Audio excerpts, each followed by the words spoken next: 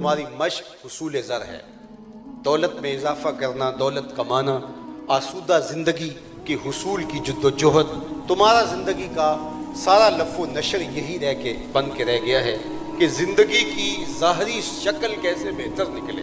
بل تؤثرون الحیات الدنیا والآخرۃ خیر وابقی، حالانکہ امر واقعی یہ ہے کہ آخرت بہتر بھی ہے اور دائمی بھی۔ بہتر اور دائمی کے بدلے میں عارضی اور جو کم تر ہے اس کو حاصل کرنے کے لیے زندگی لگا دینا، یہ کوئی دانش مندی نہیں ہوگی۔ اس لیے ہمیں جو بہتر ہے، اور بہتر کتنی اور مستقل کتنی ہے آخرت کی زندگی اور یہ دنیا کی زندگی، عارضی اور جو ہے وہ کم تر کتنی ہے۔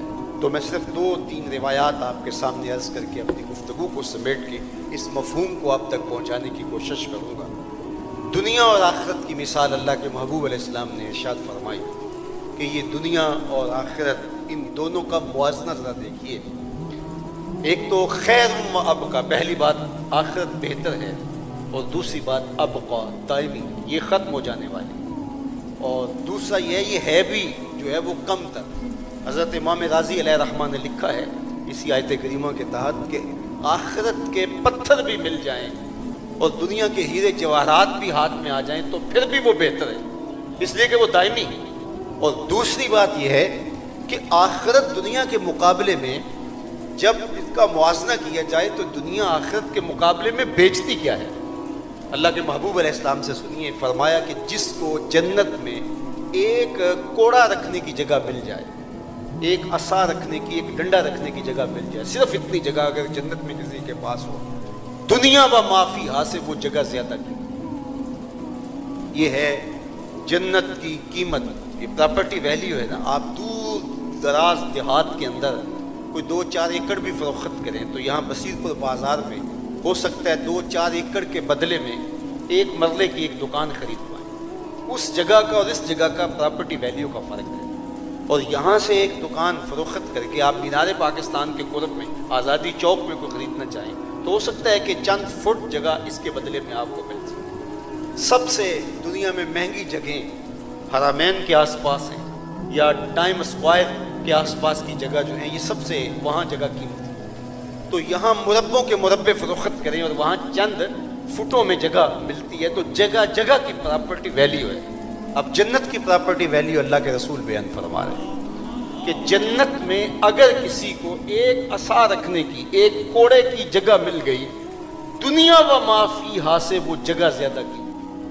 7 بر اعظموں پہ پھیلی ہوئی کائنات، مالیاتی اداروں کے پاس سرمایہ، حکومتوں کے خزانوں میں رکھی ہوئی دولتیں، لوگوں کے ساتھ ذاتی سرمایہ، پہاڑوں کی کوکھ میں چھپے ہوئے خزانے، سمندر کی تہہ میں رکھے ہوئے موتی، زمینوں کی کوکھ میں رکھے ہوئے خزانے، یہ سارے ایک پلڑے میں رکھ دیے جائیں اور جنت میں ایک عصا رکھنے کی جگہ پھر بھی قیمتی ہے، یہ اس کے برابر نہیں ہو سکتی ہے۔ اللہ اکبر، یہ ہے جنت کی پراپرٹی ویلیو۔ اب جنت میں سب سے کم جگہ کس کے پاس ہوگی؟ تو ظاہر ہے سب سے تھوڑی جگہ اسی کے پاس ہوگی جو سب سے آخر میں جنت میں جائے گا۔ جس طرح حدیث بخاری ہے کہ جو سب سے آخر میں جہنم میں سے نکال کر کے جنت میں جائے گا تو اللہ جل شانہ کے حضور پیش ہوگا۔ بلکہ مسند فردوس دہلوی میں روایت ہے کہ حضور نے ارشاد فرمایا میں اس شخص کا نام بھی جانتا ہوں جو جہنم کے جھٹکے سہ کر کے، دکھ سہ کر کے پھر جو ہے وہ نکالا جائے گا اور پھر جنت میں بھیجا جائے گا۔ تو حدیث بخاری ہے کہ جب نکالا جائے گا تو اللہ کے روبرو پیش ہوگا اور اللہ تعالیٰ فرمائے گا کہ تیری کوئی تمنا، تیری کوئی آرزو۔ تو اگرچہ یہ جو سب سے آخر میں جہنم سے نکالا گیا یہ وہی شخص ہوگا جس نے رج کے گناہ کیے ہوں گے، کوئی کسر نہیں چھوڑی ہوگی، لیکن غالب نے کہا تھا ہزاروں خواہشیں ایسی کہ ہر خواہش پہ دم نکلے، بہت نکلے میرے ارمان لیکن پھر بھی کم نکلے۔ وہ کہے گا مالک یہ اللہ جل شانہ فرمائے گا لکا ما تمنیتا، جو تو نے تمنا کی جا تجھے عطا کر دیا، اب تو جنت میں چلا جا۔ اس کے لیے تو یہی غنیمت ہوگا کہ جہنم سے نکال لیا گیا، اعراف پہ بھی رکھ دیا جائے تو کافی ہے، اور اگر جنت ہے تو سایہ دیوار جنت میں جگہ مل جائے تو اس کے لیے کافی ہے، اور جنت میں جانا نصیب ہوتا ہے تو ایک جھونپڑا بھی 2 مرلے کا دستیاب ہو جائے تو اس کی تو موج ہے، لیکن اسے کہا جائے گا جنت میں چلا جا اور تیرے لیے جنت میں دنیا سے 10 گنا جگہ ہے. 7 بر اعظموں پہ پھیلی ہوئی کائنات کو 10 سے ضرب دے, کہا جائے گا 10 گنا جگہ ہے تیرے لیے جنت میں.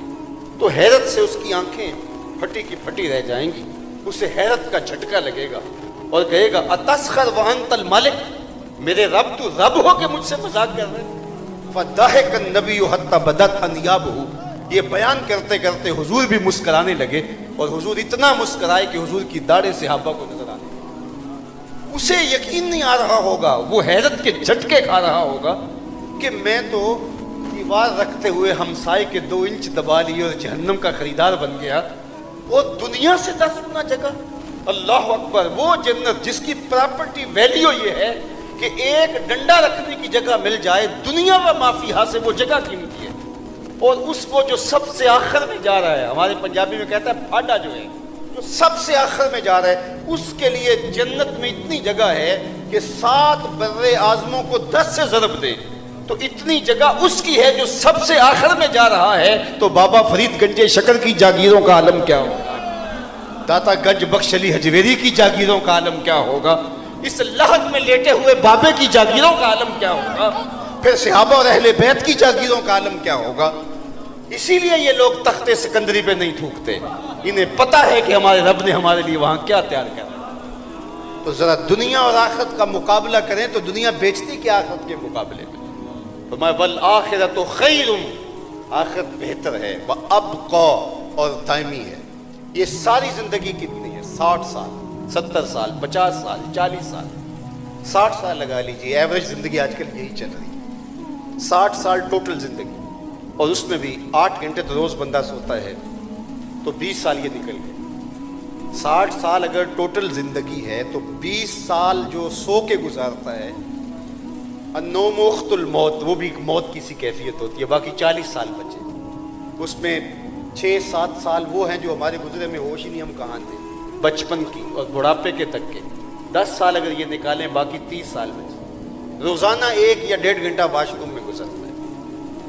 اگر بیماریاں, ٹینشنیں, پریشانیاں اگر یہ ساری ڈال لیں, میرے ایک دوست نے نتیجہ نکال کے مجھے کہا کہ 17 سال بچتے.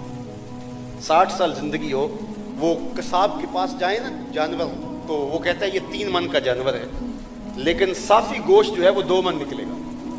کچھ کھال میں چلا جائے گا, کچھ انتڑیوں میں نکل جائے گا, کوئی اجڑی میں چلا جائے گا, کچھ ہڈیوں میں چلا جائے گا, کچھ پائے اور کچھ سر میں نکل جائے گا. یہ 3 من کا جانور تمہیں دکھائی دے رہا ہے, لیکن صافی گوشت 2 من نکلے گا. تو یہ 60 سال کی زندگی, اور صافی زندگی نکالو گے تو 17 سال, 20 سال لگا لیں, 30 سال لگا لیں, 60 سال ہی لگا لیں, یہ ساری زندگی. اور آخرت کا ایک دن صرف آخرت کا, مقدارہ 50,000 سنہ, میرے رب نے کہا اس کی مقدار 50,000 سال کے برابر. یہ ساری زندگی 60 سال کی, 70 سال کی, 100 سال کی, اور آخرت کا صرف ایک دن 50,000 سال کے برابر. اور پھر وہ زندگی ایسی ہے جس کا نقطہ انجام ہی نہیں ہے, ختم ہو جائے گی, موت کو بھی موت آ جائے گی. جنت میں جنتیوں کو پہنچ کے ایک ہی موہوم سی کا خوف ہوگا کہ کبھی موت نہ آ جائے اور یہ نعمتیں چھن نہ جائے, اور جہنمیوں کو ایک ہی موہوم سا خدشہ ہوگا اور ایک موہوم سی امید ہوگی کہ کہیں موت آ جائے تو جان چھوٹ جائے. پھر مینڈے کی شکل میں موت کو لایا جائے گا, جنتی جنت سے اور جہنمی جہنم سے لمبی لمبی گردنیں نکال کے دیکھ رہے ہوں گے, موت کو ذبح کر دیا جائے گا. پھر جنتی اتنے خوش ہو جائیں گے کہ روایت میں آتا ہے کہ اگر موت کو موت نہ ہی ہوتی تو یہ خوشی سے مر جاتے, اور جہنمی اتنے دکھی ہوں گے کہ اگر موت کو موت نہ ہی ہوتی تو یہ صدمے سے مر جاتے. پھر نہ ختم ہونے والے جس کا نقطہ انجام ہی نہیں. آج زندگی کتنی بھی دکھی کیوں نہیں, آخر تو ختم ہوگی. وہ کیا کہا تھا میر تقی میر نے, وہ ریشم و کم خواب میں سر مست ہیں تو کیا ہوا, رات اس کی بھی کٹ گئی جو کہ وہ تھا. برہنہ بدن تھا, سردیوں کی لمبی رات تھی, بدن پہ زخم تھے, کوئی ریت پہ ڈال گیا, پرسان حال نہیں تھا, رات کاٹے کٹتی نہیں تھی, لیکن سحر کا زمیتا تو بالآخر نمودار ہوگا. یہ زندگی کتنی ہی کٹھن کیوں نہ ہو, جبر مسلسل کی طرح بھی کیوں نہ کاٹے, بالآخر ختم ہو جائے گی, لیکن وہ رات پڑ گئی تو ختم نہیں ہوگی. تو اس لیے اصل زندگی وہ زندگی ہے. اس لیے خندق کھودتے صحابہ پر جب پیار آیا تو دعا دیتے ہوئے یہی کہا تھا نا, اللہم ان العیش عیش الاخرہ فاغفر للانصار والمہاجرہ، اللہ زندگی تو آخرت کی زندگی ہے، میرے انصار کو بھی بخش دے، میرے مہاجروں کو بھی۔ تو اس لیے اصل زندگی آخرت کی زندگی ہے، جو دائمی بھی ہے اور جو بہتر بھی ہے۔ کہا یہ کہانی صرف ہم نے قرآن میں بیان نہیں کی، یہ کہانی ہم نے پچھلے صحیفوں میں بھی بیان کی، صحف ابراہیم اور صحف موسیٰ میں بھی ہم نے یہ بات بتائی تھی۔ کاش کہ من کے تصفیے کے ساتھ اس دنیا کی زندگی کو عارضی سمجھ لیا جائے اور اپنی آخرت کے لیے تیاری کی جائے۔ خوش نصیب وہ لوگ ہیں جو اپنی آخرت کو سنوالتے ہیں، جو ماں بعد موت کی زندگی کے لیے یہ زندگی گزار۔ اس کو آخرت کی کھیتی کہا گیا ہے۔ یہ دنیا بوائی کا موسم ہے، آخرت کٹائی کا موسم ہے۔ بوائی کے موسم میں جو کسان مٹی سے مٹی ہو جائے تو وہی پھر کٹائی کے موسم میں فصل اٹھا پاتا ہے، اور جو بوائی کے موسم میں کھیتوں میں گیا نہیں، جس نے فصل بوئی نہیں، بیج ڈالا نہیں، پانی دیا نہیں، سہاگا چلایا نہیں، اور جس نے جڑی بوٹیاں تلف نہیں کی، تو کٹائی کے موسم میں وہ ہاتھ ملتا رہ جائے گا۔ تو آج موقع ہے، وقت پر کافی ہے، ایک قطرہ بھی آب خوش ہنگام کا، جل گیا جب کھیت برسا می تو پھر کس کام کا۔ ہمارے پنجابی کے ایک بزرگ کہا کرتے تھے، اج ساوی نے کھلے راوی نے انج ٹوک انوکھڑے ٹوک دے نہیں، اج ساوی نے کھلے راوی نے انج ٹوک انوکھڑے ٹوک دے نہیں، ٹر پویں تے پینڈے مک جاندے گھر بیٹھیاں فاصلے مک دے۔ ایک ایک قدم تمہیں منزل کے قریب کرتا چلا جائے گا۔ آج اس عالی شان قدس مبارک کی مجلس میں آنے والوں، زندگی کا ضرور محاسبہ کرو اور ایک ایک قدم خیر کی طرف اٹھاتے چلتے جاؤ۔ یہی بزرگوں کی تعلیمات، پھٹی پہ بیٹھ کے ساری زندگی انہوں نے یہی سبق دیا، یہی درس دیا، اور آج